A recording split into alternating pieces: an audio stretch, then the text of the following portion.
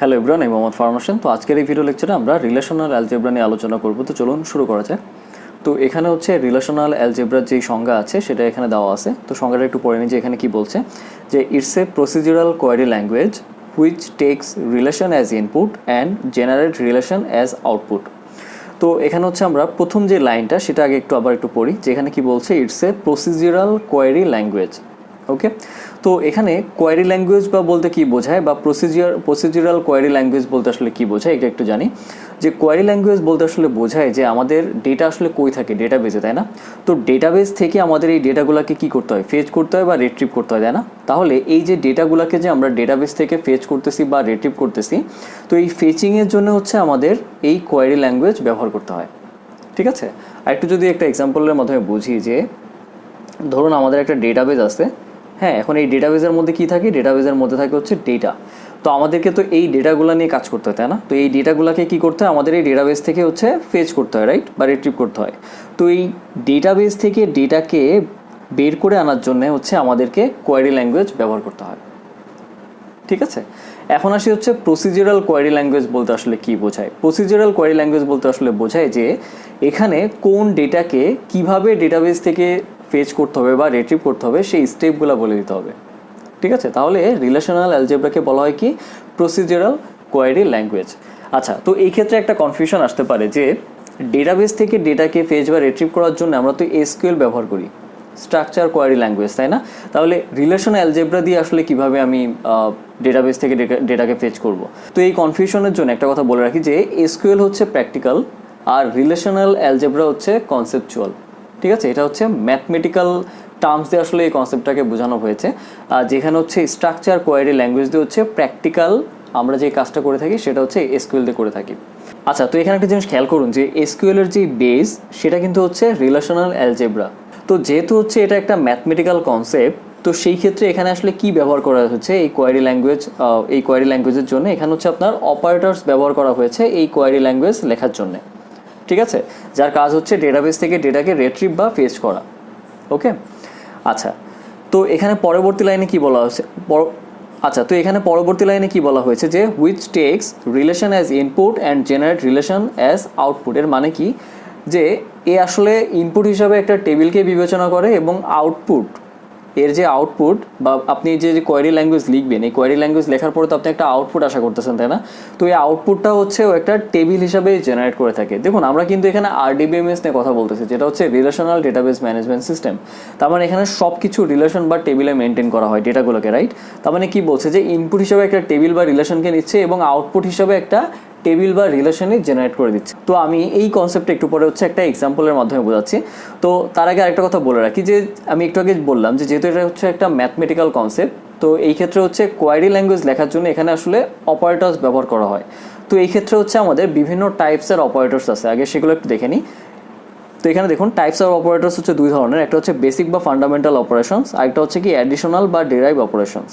ওকে, তো এখানে বেসিক বা ফান্ডামেন্টালের মধ্যে আসলে কি আছে, selection, projection, union, set difference, Cartesian product এবং হচ্ছে রিনেম। তো আমরা এই সবগুলো নিয়ে ওয়ান বাই ওয়ান বিস্তারিত আলোচনা করব। ঠিক আছে, এরপরে কি আছে অ্যাডিশনাল বা ডিরাইভড অপারেশনস। এখানে কি আছে জয়েন এবং হচ্ছে সেট ইন্টারসেকশন এবং হচ্ছে ডিভিশন। নর্মালি জয়েনটা হচ্ছে এই ক্ষেত্রে বেশি ইম্পর্টেন্ট। ঠিক আছে, জয়েন আপনার এক্সামে হচ্ছে জয়েন দিয়ে আপনি কিছু না কিছু পাবেনই এখান থেকে, এই কনসেপ্টটা থেকে। ওকে, আচ্ছা, তো এখানে আমি যেই সংজ্ঞাটা পড়েছিলাম এখানে, যে it's a procedural query language which takes relation as input and generate relation as output. তো এখন এই কথাটাতে আসি। তো আমি যদি একটা এক্সাম্পল নিই, জাস্ট এখানে ধরুন আমি এখানে একটা টেবিল তৈরি করলাম।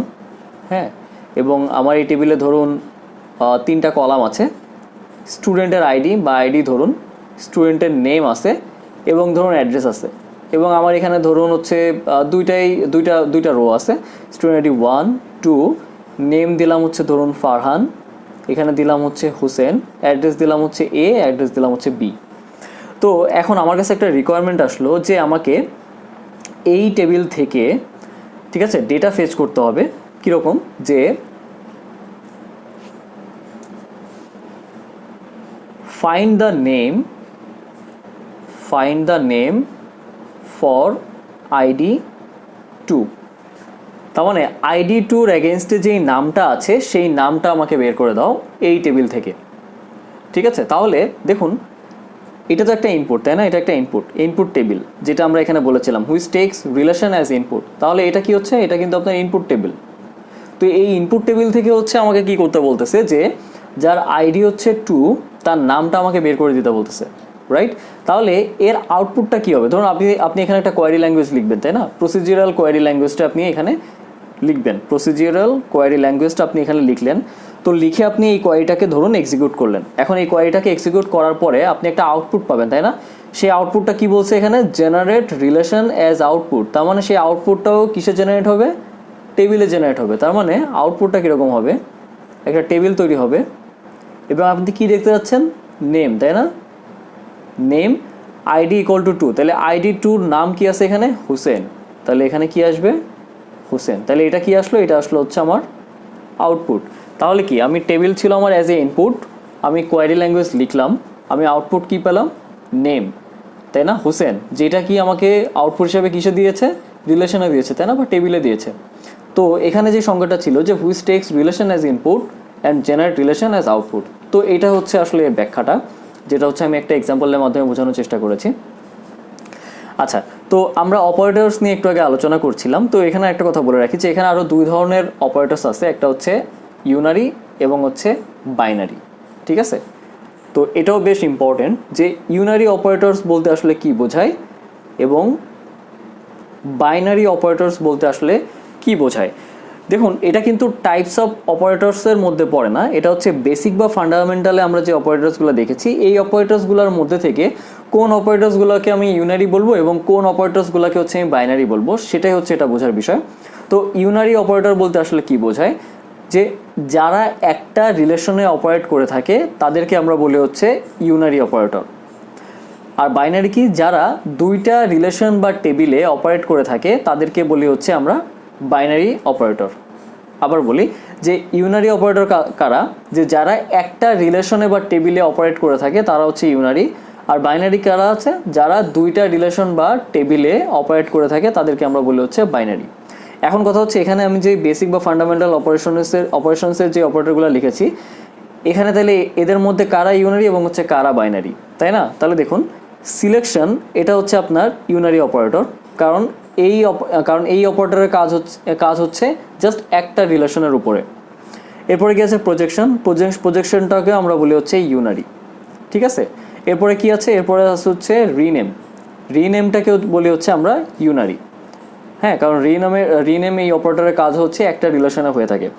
বাকি এখানে যা যা দেখতে পাচ্ছেন, যে অপারেটরসগুলো দেখতে পাচ্ছেন সবগুলোই হচ্ছে আপনার বাইনারি। এখানে অ্যাডিশনাল বা ডিরাইভড অপারেশনস, এখানে যে অপারেটরসগুলো আছে এগুলো সবগুলোই হচ্ছে আপনার বাইনারি। এখানে এই তিনটা হচ্ছে আপনার বাইনারি, ঠিক আছে? তাহলে আপনারা ইউনারি এবং বাইনারি অপারেটর সম্পর্কে আশা করি বুঝেছেন। আচ্ছা, তো আশা করি হচ্ছে আপনারা রিলেশনাল অ্যালজেব্রা যে কনসেপ্টটা ছিল, যেখানে হচ্ছে আমি খুঁটিনাটি যা যা ছিল সবগুলোই দেখানোর চেষ্টা করেছি, আশা করি আপনারা সবগুলোই বুঝেছেন। এরপর যদি আপনাদের কোনো প্রবলেম থেকে থাকে আপনারা আমাকে মেইল করতে পারেন, আমি অবশ্যই মেইল ব্যাক করার চেষ্টা করব। ধন্যবাদ সবাইকে।